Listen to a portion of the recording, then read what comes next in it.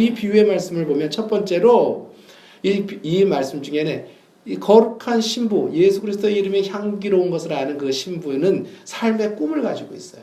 두 가지 큰 꿈을 가지고 있습니다. 오늘 설교의 제목처럼 신부의 삶의 비전, 거룩한 성도의 삶의 비전은 무엇인가? 첫 번째는 무엇이냐면 대계명이에요. 나를 인도하여 주시옵소서. 왕이 나를 그의 방으로 이끌어 들이신 너는 나를 인도하라. 너는 나를 인도하라. 나의 일생을 예수님 나의 삶을 인도해 주옵소서. 그런데 무엇을 인도해 달라는 말이에요? 무엇을 인도해 달라는 말입니까? 왕이 나를 그의 방으로 이끌어 들이신다. 이렇게 말합니다. 예수님의 사랑을 맛본 성도들이 무엇이라고 이야기하냐면 그의 방으로 인도해 달라는 말이에요. 그럼 왕의 방으로 인도해 달라는 말이죠. 옛날 지금 개정개혁 성경 말고 옛날 개역 성경은 뭐라고 하냐면 왕이 나를 그의 침궁으로 인도하시니, 침실이 있는 방, 왕의 침실이 있는 왕궁이 있단 말이죠. 아무도 범접하지 못하는 구중불능거리란 말이에요. 그곳으로 나를 인도하여 달라는 말입니다. 그 무슨 의미냐면 그 누구의 방해도 받지 않고 둘만의 데이트, 둘만의 시간, 가장 평안하게 둘만의 사랑을 나눌 수 있는 장소가 바로 왕의 방이요 침궁이에요. 비유죠. 그곳은 사랑의 장소이고 쉼의 장소이고 가장 안전한 장소이고 가장 안락한 장소, 데이트 장소란 말이에요. 둘만의 딱 우리 둘이, 그래서 보니까 메시지 성경에서 또 이렇게 번역했더라고요. 우리 둘이 떠나요. 우리 둘만 같이 떠나요. 둘만 떠나요.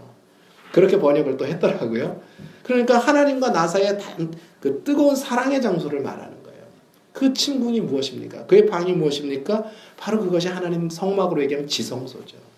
아가서 2장 4절을 보면 그 신부가 말하는 이 왕의 방이 무엇인가 하는 것이 나와요. 그리로 인도해달라는 것입니다. 다 같이 읽어봅니다. 시작. 그가 나를 인도하여 잔치집에 들어갔으니 그 사랑은 내 위에 깃발이로구나. 아멘. 그러니까 그가 나를 인도하는 그 방은 잔치집이에요. 영적인 잔치집이에요. 그래서 바리새인들이 왜 세례 요한의 제자들은 금식을 하는데 당신의 제자들은 금식을 안 하느냐고. 그랬을 때 예수님 뭐라고 그러셨죠? 신랑과 함께 있을 때 어찌 친구들이 금식을 하겠느냐. 금식할 때가 올 것이지만 함께 있을 땐 지금 잔치 시간이다. 예수님과 함께 있는 그 자체로가 잔치상이에요. 최고의 혼인잔치예요. 혼인잔치와 같은 잔치인 것이죠. 그래서 예수님께서 인도하는 그곳은 우리가 잔치하는 곳이고 탕자의 아버지가 탕자를 맞아들였을 때 씻기고 송아지를 잡는 곳이고 그곳엔 충만한 사랑이 주어지는 그런 장소입니다. 그것을 마태복음 6장에서는 무엇이라고 말합니까? 마태복음 6장을 살펴보기 전에 앞에를 조금 더 살펴봐야 되겠네요. 무슨 말이냐면 그 사랑은 내 위에 깃발이구나. 나에게 사랑을 부어주시는 곳인데 하나님의 사랑을 깊이 경험하는 곳이 바로 왕의 방인데 그 사랑이 전쟁할 때 깃발이 어떻습니까? 전투하다가 깃발이 서 있으면 아직도 힘이 있는 거예요. 그러니까 깃발이 앞으로 쫙 나가면 내가 현재 깃발을 가지고 있어도 힘든 전투의 상황이 있어도 깃발이 살아서 움직이면은 비전과 있고 꿈이 있는 것처럼 내 인생에 아무리 힘든 영적 전쟁이 있어도 고통이 있어도 예수의 이름이 쓰여진 그리스도의 깃발이 딱 서 있는 날, 그리스도의 군대의 깃발이 딱 서 있는 날 나는 승리를 볼 수 있는 거예요. 바라볼 수 있는 거예요. 다시 힘을 얻을 수 있는 거예요. 그것이 내 인생의 꿈이고 비전이고 소망이고 능력이 될 수 있다는 말이에요. 그님의 사랑은, 예수 그리스도의 사랑은 내 인생의 꿈과 비전이란 말이죠. 힘이란 말이죠. 그것을 지금 말하고 있는 것입니다. 마태복음 6장 6절에서는 더 구체적으로 우리에게 예수님이 이것을 말씀하셨어요. 다 같이 6장 6절이 있습니다. 너는 기도할 때에 내 골방에 들어가 문을 닫고 은밀한 중에 계신 내 아버지께 기도하라. 은밀한 중에 보시는 내 아버지께서 갚으시리라. 아멘. 이것은 바로 주님과 함께 깊이 교제하는 기도의 장소. 나와 주님과의 큐티하는 장소. 묵상하는 장소. 하나님과 깊이 교제하는 장소예요. 은밀한 곳의 비밀. Secret of secret place. 정말 하나님과 나만의 예수님이 새벽 미명에 나가서 기도했던 것처럼 겟세마네에서 기도하셨던 것처럼 그 피곤한데도 왜 그렇게 기도하셨어요? 하나님과의 교제 시간이 너무 좋아서. 하나님과 교제하기 위해서 나간 그것이 바로 은밀한 곳 아니겠습니까? 그래서 이 노래는 무엇이냐면 왕이 나를 그의 방으로 이끌어들이시니 너는 나를 인도하라. 내 인생의 첫 번째 비전, 나는 하나님의 전에서 살고 싶어요. 주님의 사랑의 교제 안에서 평생 살겠습니다는 거예요. 그래서 주님의 골방으로 나를 초대하여 주십시오. 그 귀함을 알게 하시고 그 뜨거운 사랑을 알게 하시고 그 성령의 인도하시는 그 평안한 삶의 능력을 알게 해주시옵소서. 날마다 주의 처소로, 주의 지성소로, 내 마음의 지성소로 나를 이끌어 주십시오 하는 기도란 말이죠. 예수님의 사랑을 더 많이 알게 해주세요. 더 깊이 알게 해주세요. 그 능력을 더 알게 해주세요. 그 은혜를 알게 해주세요 라는 기도입니다.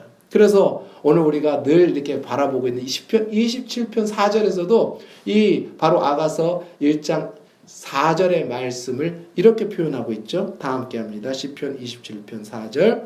내가 여호와께 바라는 한 가지 일 그것을 구하리니 곧 내가 내 평생에 여호와의 집에 살면서 여호와의 아름다움을 바라보며 그의 성전에서 사모하는 그것이라. 여호와께서 환난 날에 나를 그의 초막 속에 비밀히 지키시고 그의 장막 은밀한 곳에 나를 숨기시며 높은 바위 위에 두시리로다. 아멘. 내가 바라는 한 가지 인생의 최고의 비전이 있다면 무엇이냐? 최고의 꿈이 무엇입니까? 첫 계명을 착자리에 놓는 거예요. 첫 계명을 힘을 다하여 뜻을 다하여 주를 사랑하는 거예요. 그러니까 그 사랑에서 이웃을 향한 사랑이 나오죠. 내가 바라는 오직 한 가지 일, one thing I desire. 내가 아주 열망하는 한 가지는 다윗처럼, 이 다윗의 시편 아닙니까? 내가 하나님의 전에서 평생 살면서 하나님의 아름다움을 늘 보는 거예요. 주의 얼굴을 보는 거예요. 주의 얼굴의 그 능력과 그 은혜와 사랑을 보는 거예요. 그 사모하는 그것이 나의 소원이다. 이게 바로 신부의 비전인 거예요. 거룩한 하나님의 사람들의 진짜 꿈이란 말이죠. 그때 하나님께서 어떻게 하십니까? 환난 날에 그의 초막 속에 나를 지키셔. 그의 장막 또 은밀한 곳이라고 했잖아요. 그의 왕의 왕궁에 침궁에 나를 은밀히 숨기시는 건데 그 숨기시는 환난 날이지만은 그 숨겨주시는 그 장소가 무엇입니까? 그 속에서 나는 안식하는데 그곳이 바로 높은 바위란 말이에요. 높은 바위.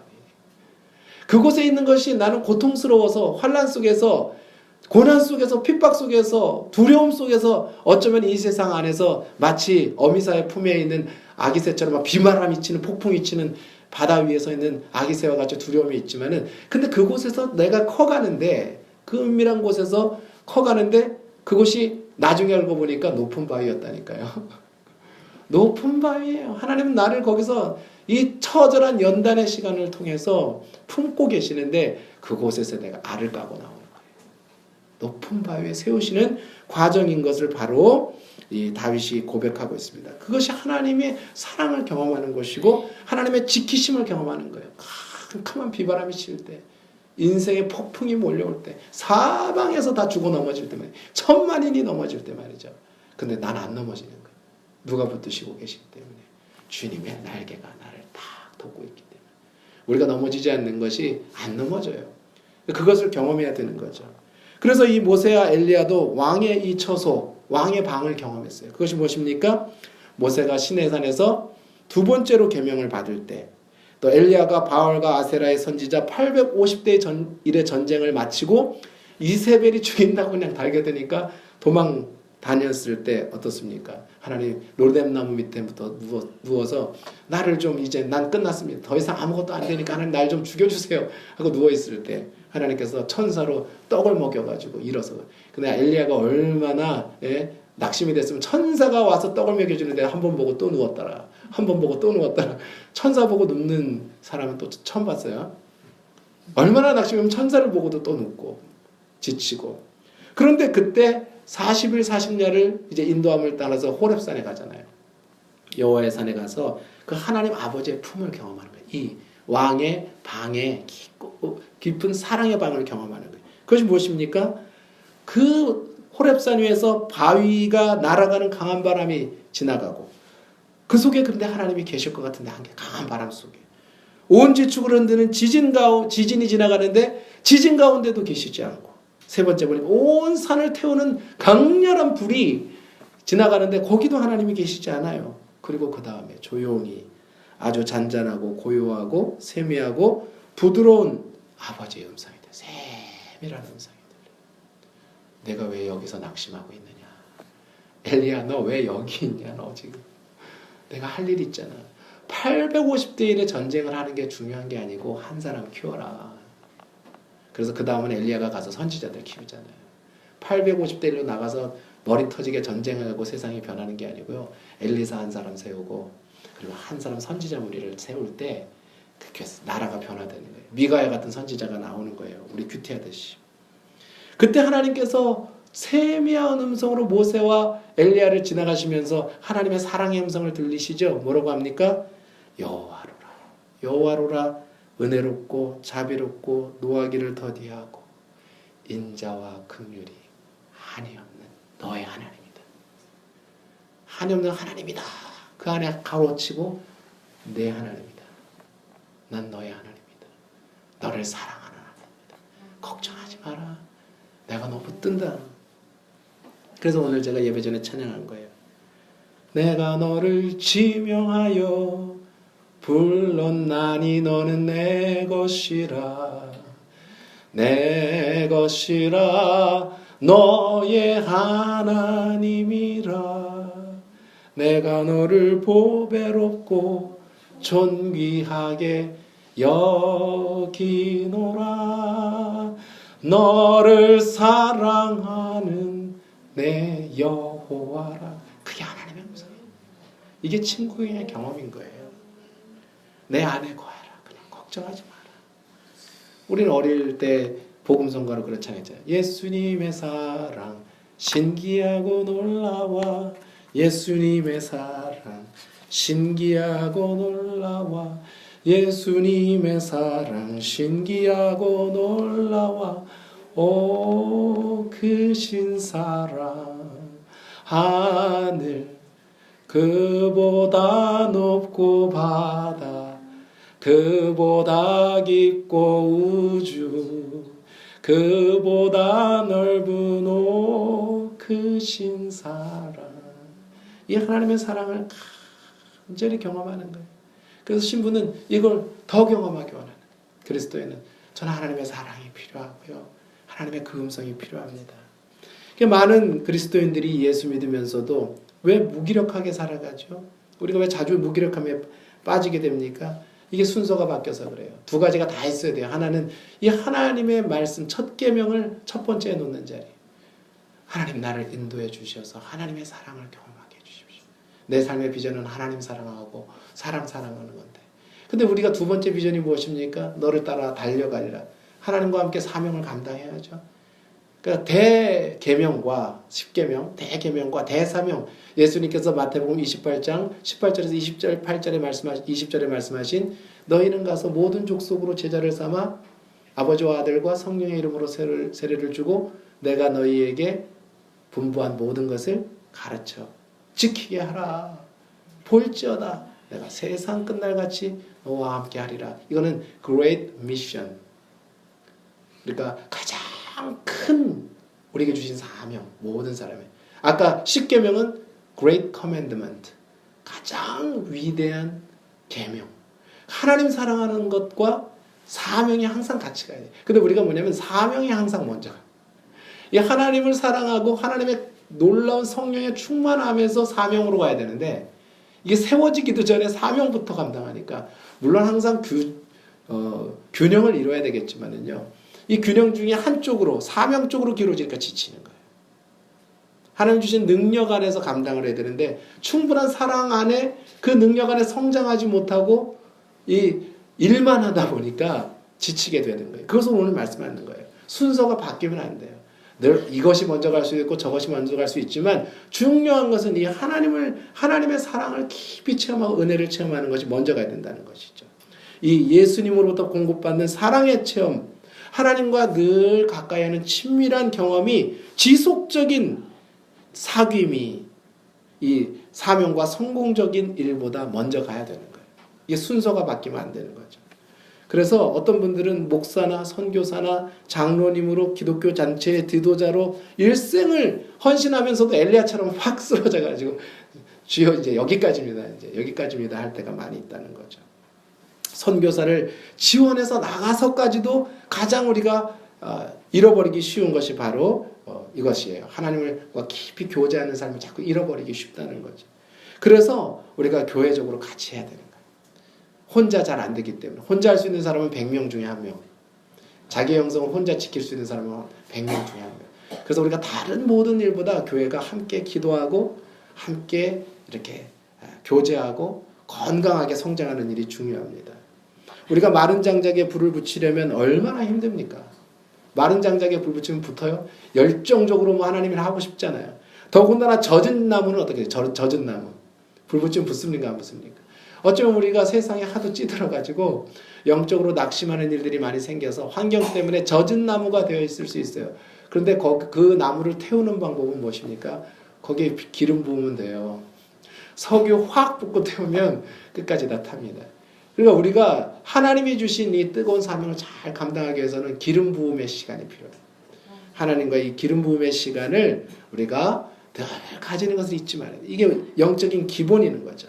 그래서 매일 하나님의 사랑을 경험하는 이 왕의 방의 경험으로 나를 이끌어 주십시오. 나를 이끌어 주십시오 하는 것이 신앙생활의 본질인 거예요. 이것이 그리스도를 사랑하는 거룩한 삶을 살기 원하는 성도의 첫 번째 꿈이다. 이걸 소망해야 된다는 것입니다. 두 번째 1장 4절 말씀 우리 함께 다시 한번 볼까요? 왕이 나를 그의 방으로 이끌어 들이시니 너는 나를 인도하라. 우리가 너를 따라 달려가리라. 예, 주님의 그 사랑을 기름 부으심을 경험한 사람들은 성령의 불이 잔잔한 음성들이 우리 안에 가득한 사람들은 우리가 주님을 따라 달려가겠습니다. 근데 여기는 특별히 내가라고 하지 않고 우리가라고 했죠. 그러니까 사명은 함께 감당해야 돼요. 혼자 앞에서 뛰는 거 아니에요. 같이 함께 교회는 함께 사명 감당해서 같이 주님을 향하여 기어가리라, 걸어가리라, 달려가리라. 달려가는 사명이 있어야 되는 거예요. 오늘 그래서 정말 의의 멸관을 향해서 우리가 달려가야 돼요. 사실 이렇게 무기력하게 있을 때가 아니에요. 영혼들이 죽어가는 영혼들이 얼마나 많고 기도할 사람들이 많고 그런데 우리가 무기력하게 있을 때가 아니에요. 넘어져 있을 때가 아니에요.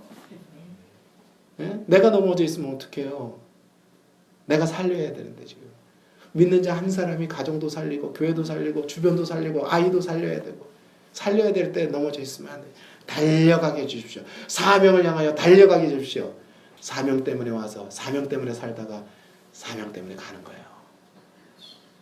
진짜 하나님의 사랑이 뜨겁게 오면 엊그저께도 얼마나 아름다운 오늘 페이스북에 보니까 얼마나 아름다운 모습들이 또 나오는지 곳곳에 신실한 하나님 사람들. 이재철 목사님 어쨌든 은퇴하셨는데요. 은퇴식도 하지 않고 은퇴식을 하지 않고 예배 사부 예배 딱 마치고 그냥 자기 방에서 깔끔하게 성경 찬송 자기 거 몇 개 준비해서 내려왔는데 온 성도들이 길가에 다 줄 서가지고 꽃 한 개 그냥 꽃 하나 단순히 드리고 꽃 하나 딱 드리고 그리고 그냥 너는 시냇가에 심은 나무라 찬송을 목사님에게 해드리고 그럼 여기 뭐 거창인가 제일 싼데 어디 찾는다고 거창인가 어디로 좀 내려와가지고 뭐 가구가 10가구 사는 곳이래나 거기서 그냥 조용히 부부가 이제 여생 보내시겠다고 그리고 마지막 그 뭐라고 하신 줄 아세요? 성도들에게 마지막 고별 설교하면서 나를 철저히 잊어라. 정말 여러분이 나를 사랑하면 철저히 나를 잊으시라. 나를 철저히 버리시라. 그래야 된다. 야, 그러니까 그리스도의 향기 그게 놀랍잖아요. 주님을 향하여서 달려가는 사람의 자세 그게. 그러니까 너무너무 그런 아름다운 모습을 봐야 돼요. 그래서 신부의 두 번째 비전은 예수님처럼 하는 거예요. 예수님이 언제 은퇴식 했습니까? 바울이 언제 은퇴식 했어요? 은퇴식 하는 것도 귀해요. 해야 됩니다. 성도들은 마땅히 존경할 자를 존경하고 또 그 사역을 알아들이고 하나님 앞에 감사하는 예배 드려야 돼요. 그런데 어쩌면은요. 이제는 너무 그런 거 많이 하는 시대니까 안 해도 돼요. 이제는 그냥 조용히 그냥 떠나는 거예요. 조용히. 떠날 때는 조용히 떠나는 거예요. 정말 우리가 그런 마음으로 살 수 있다면 얼마나 좋을까. 그래서 페이스북에도 보니까 좋아요 공감. 자, 어느 것에 치우쳐야 되는 건 아니에요. 그러나 우리가 정말 예수님처럼 살기 원한다면 예수님처럼 살기 원한다면 이제 이 시대가 그런 모습을 또 필요로 하니까 과거에는 또 얼마 전에는 우리가 정말 위대한 목사님들을 아름답게 보내드리는 것도 있지만 이 시대는 너무나 그러니까 이제 정말 그리스도의 향기를 보여줄 수 있는 그런 삶을 우리가 살아갈 수 있도록 더 사실 하나님 앞에 더 나아가야 되는 것이 필요한 것 같습니다. 바울과 바나바가 파트너가 되어 복음을 전해 달려가듯이 바울과 실라가 또 파트너가 되어서 생명의 복음의 사명자로 표대를 향하여 달려가듯이 우리도 예수님의 동역자가 되어서 예수님처럼 세상을 변화시키고 하나님의 이루어가고 싶은 열망이요. 저게 우리 안에 그런 뜨거움이 좀 있어야 되지 않겠습니까? 하나님 이대로 살다가 가는 게 아니라 하나님 이 앞에 지금 5개 학교 있잖아요. 어떡할 거예요 저거?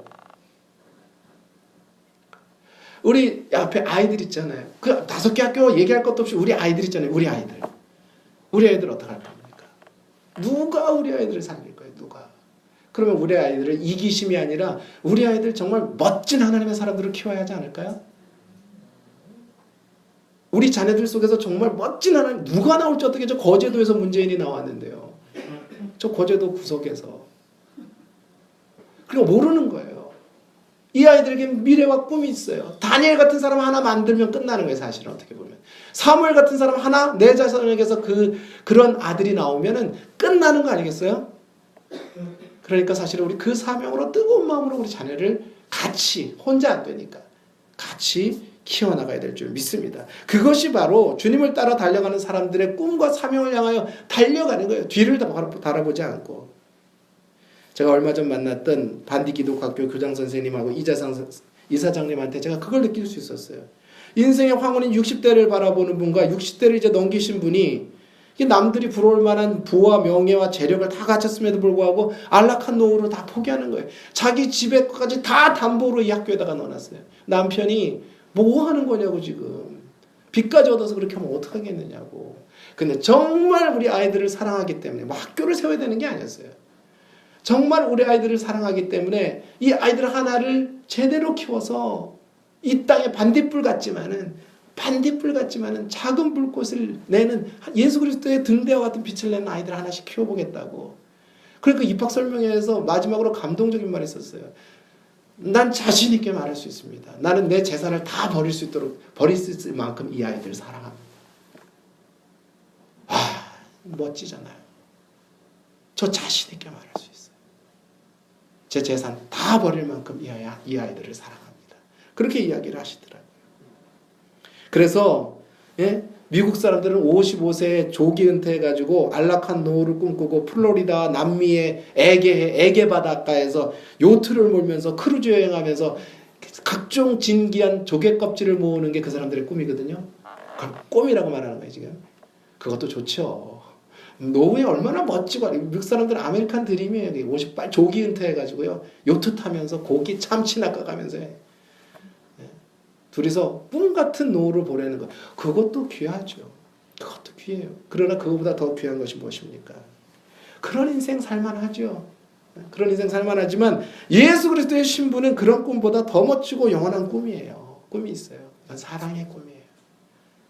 To live is to love. 산다는 것은 사랑하기 위한 것이다.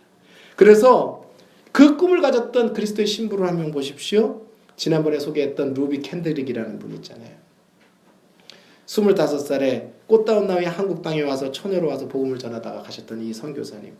그분의 그 묘비에 뭐라고 기록했습니까? 만일 내게 1000개의 목숨이 있다면 그 모두를 조선을 위해 바치겠습니다. 부모님께 보낸 편지에서. 야, 이것이 바로 신부의 비전 아닐까?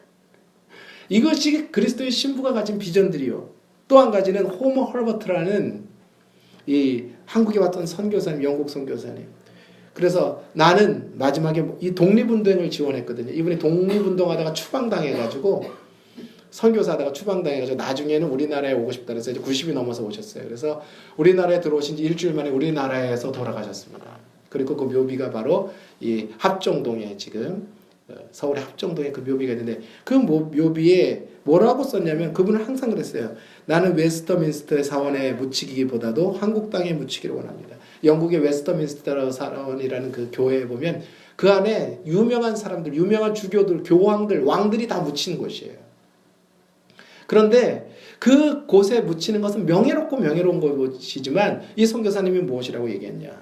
나는 거기에 묻히기보다도 한국 땅에 묻히기를 원합니다. 한국을 사랑했단 말이에요. 그런 마음을 가졌던 선교사들이 있었습니다. 한국인보다 한국을 더 사랑했던 사람들. 이 사랑이 어디서 도대체 왔을까요? 이 사랑의 실체는 무엇일까요? 이게 그리스도의 신부가 가진 그리스도의 사랑을 먹고 그 그리스도의 사랑을 따라 달려가는 거죠. 그런 것들을 우리가 바라보게 됩니다. 마지막으로 그런 사랑을 체험하고 그런 사랑의 기억을 갖고 있는 사람들은 무엇이라고 말하는가? 아가서 1장 4절의 후반부입니다. 다 같이 읽습니다. 우리가 너를 인하여 기뻐하며 즐거워하니 내 사랑이 포도주에서 진함이라. 처녀들이 너를 사랑함이 마땅하니라. 네, 이번엔 처녀들이 너를 사랑함이 마땅. 뭐 주님을 섬기고 보니까 예수 믿는 사람들이 예수 좋아하는 이유를 알겠다. 그 말이죠. 그러니까 예수님의 사랑을 체험하고 예수님의 사랑을 기억하여 함께 이 열정 가운데 달려가는 사람들은 우리가 주님을 인하여 기뻐하고 즐거워하는데 주님의 사랑이 얼마나 좋은지, 주님이 주신 사명이 얼마나 좋은지, 이 사명이 감격하는. 그 장로님이 하시는 말씀이 자기가 그냥 뭐 맨날 피자 장사할 수고 하고 그렇게 살아갈 뿐이지만은 학교를 지원해서 세워놓으니까 학교에 가면 애들이 막 달려서 장로님한테 장로님 어제는 왜 안 오셨어요? 어제는 왜 안 오셨어요? 그러고 왔는데 그 애들을 매일 보고 싶어가지고 학교에 가서 이것도 만들고 저것도 만들고 예수 그리스도의 사랑을 가지니까 삶이 보람이 있고 기쁨이 있고 소망이 있고 마지막까지 60 넘어 70 넘어 나중에 고백이 무엇입니까? 하나님 인생을 헛되게 살지 않고 이렇게 하나님 영광에 살게 해주신 거 감사합니다. 헛된 인생 살지 않게 해주신 거 감사합니다. 그렇게 고백하게 될 줄 믿습니다. 저도요 1999년에 한번 예수님이 저를 왕의 방으로 인도하시는 체험이 있었어요. 뒷골목 노숙자 같은 영혼의 상태를 가지고 사회생활 열심히 하다 보니까 그때 주님이 저를 확 안아주시는데 그 주님의 사랑을 딱 경험했어요. 살진 송아지 정말 나는 헌대가 가득하고 온몸에 거진 모습으로 주님 앞에 나갔는데 주님 살진 송아지 잡으시던데요. 그리고 환대하시고 잔치를 벌여주시는 아버지를 느꼈어요. 그때 생각지도 못했던 둘째는 날 거라고 생각도 안 했는데 둘째를 딱 낳아서 우리 아들을 선물로 주셨어요. 적지 않은 빛이 있었어요. 그런데 하나님께서 그것도 기적적으로 신학교를 다니면서 다 갚게 해주셨어요. 두 번째 방해 경험은 이 하나님의 방해 경험 2009년에서 2013년까지 제가 싱가포르에서 이민교회를 개척했을 때 그걸 느꼈어요. 너무 힘들고 어렵고 괴롭고 힘들 수밖에 없는데 제가 너무 고통스러우니까 하나님께 화도 내게 되더라고요. 하나님 이러실 수가 있어. 왜 나만 미워하세요? 좀 편안하게 살고 싶은데 그랬는데 그런데 하나님이 딱 베드로를 자기를 배신한 베드로를 안아주시듯이 예수님께서 3번 가셔서 내가 너 사랑해 내가 너 사랑해 내가 나를 사랑하느냐 이렇게 물으신 건 물음이 아니라 반문이에요. 내가 너 사랑한다는 말을 그렇게 하신 거예요. 내가 너 사랑한다. 하나님께서 그 왕의 잔치를 열어주시는데요. 조건 없는 사랑을 경험하게 하시는 거예요. 자, 그럼 지금은 어떨까요? 지금은 그렇게 삶이 편한만 하겠습니까? 저도 숨 막힐 것 같은 삶을 살고 있어요. 걱정하지 마세요. 동병상련 하세요. 저도 숨이 막힐 것 같아요, 지금. 제가 이렇게 정신머리 갖고 사는 게 좀 이상해요, 지금. 그런데 하나님은 그곳에서도 환난날의 초막 속에 지키심을 느낀다니까요. 이게 기적이에요. 지금 제가 이렇게 평안하게 살고 있는 게 기적이에요. 그거는 은혜라고밖에 설명할 수가 없어요. 은혜밖에. 뭔 말을 하겠습니까? 뭔 말을. 네. 저는 여러분 고민 없는 것 같아요. 아닙니다. 사실 지난 4년 동안의 한국 생활은 저한테 숨 막히는 삶이에요. 숨 막히는 죽을 것 같은 삶이에요. 그런데 하나님께서 이렇게 제가 10,000명 교회에서 사역하는 것보다 지금 이 작은 교회에서 사역하는 게 더 행복하다니까요. 믿어주실지 모르겠지만 이게 진짜 목회예요. 진짜 목회. 예. 겉절이로 막 사람 많은 데서 뭐 보기 좋고 그런 게 아니에요. 진짜 여러분과 같이 이렇게 호흡하면서 가까이 하면서 이야기하면서 얼마나 친밀하고 좋습니까? 큰 교회가 갖지 못한 장점이 있어요. 우리가. 진짜 주님의 사랑을 나는. 그래서 정말 여기서 하나님의 세밀한 음성, 여기가 저한테는 호렙산이에요. 로덴나무 밑에서 10,000명 밑에서 내가 죽겠다 그러다가 여기 로뎀나무 호렙산에 와가지고 은혜를 누리고 있는 거예요. 내 영혼 평안해. 누구로 인해서? 예수로 인해서. 내 영혼 평안해. 그러니까 날마다 기가 막힌 하루하루를 힘들지만 힘겹게 가지만 여기가 바로 하나님께서 바위 위에 높여주시는 곳이라니까요. 초막 속에 있는 것 같지만 바위에 높이시는 그 귀한 것을 이 성막에서 경험하게 하시는 거죠. 그래서 우리가 예수님을 인하여 즐거워할 수밖에 없는 거예요. 예수님 때문에. 예수님의 사랑이 포도주보다 이 세상의 타락한 즐거움보다 그 어떤 건전한 즐거움보다 더하다고 고백할 수 있는 것입니다. 그러므로 우리 모든 성도들이 다 고백하는, 저와 여러분이 다 고백하는 거예요. 성도들이 주님을 사랑함이 마땅하구나. 예수님을 알면 사랑하지 않고 못 뺏기겠구나. 주님의 이름에 열광하게 되겠구나. 뭐 유명한 연예계 열광하는 그런 거하고는 차원이 달라요. 예수님께 열광해야 될 줄 믿습니다. 우리가 죄 가운데 있을 때라도 주님의 사랑의 깃발이 되어야 할 줄 믿습니다. 매일 영적 전투를 치르지만 그 사랑의 깃발을 딱 달아봐야 돼. 우리를 사랑하시는 그 사랑의 깃발. 죄책감에 사로잡히지 마시고 연약하지만 부어주시는 성숙시키는 주님의 은혜를 바라봐야 되고 기뻐해야 되고 절망스러운 고난 속에 있어도 우리를 인도하시는 그분의 사랑이 있기 때문에 기억하면서 기뻐하고 즐거워해야 할 줄 믿습니다. 이것이 우리의 신앙 고백이 되어야 할 줄 믿습니다.